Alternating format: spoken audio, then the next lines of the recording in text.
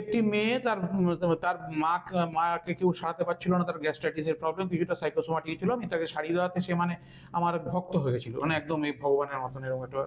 তো সে কিছু হলেই তার নিয়ে আসতো আমার কাছে। সেই লোকটা পরে রিটায়ার করে বিহারে চলে গেল, সমস্তিপুর থেকে আমাকে দেখাতে আসতো, এরকম অবস্থা হয়ে যাই হোক। তো সে তার নব্য সদ্য বিবাহিতা মেয়েটিকে নিয়ে এসছে, জ্বর অবস্থায় আমার কাছে নিয়ে এসছে। 17 বছরের মেয়ে, ওদের তো ওই জানোই তুমি, তো সব ব্যাপার নেই, বিয়ে হ্যাঁ। করে দেয়। 17 বছরের মেয়ে জ্বর অবস্থায় আমাকে নিয়ে এসছে, একদম সদ্য, মানে গতকাল বিয়ে হয়েছে মেয়েটিকে আমাকে। তো আমি বললাম যে এরকম এতটুকু মেয়ে আপনি বিয়ে দিয়ে দিচ্ছেন।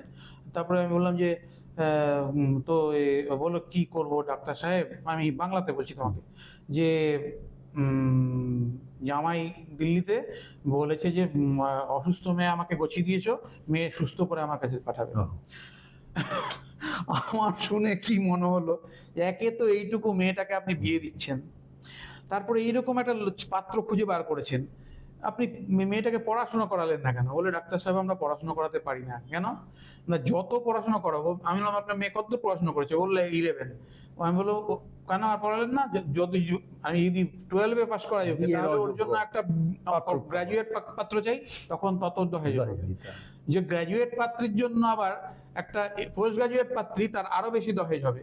মানে এই যে একটা সিস্টেম, ও মেয়েটা জন্মালে কাঁদতে বসে পাড়াপড়ি, মানে সবাই মিলে, এবং সেই মেয়ের জন্য দহেজ মানে টাকা জমাতে জমা শুরু করে।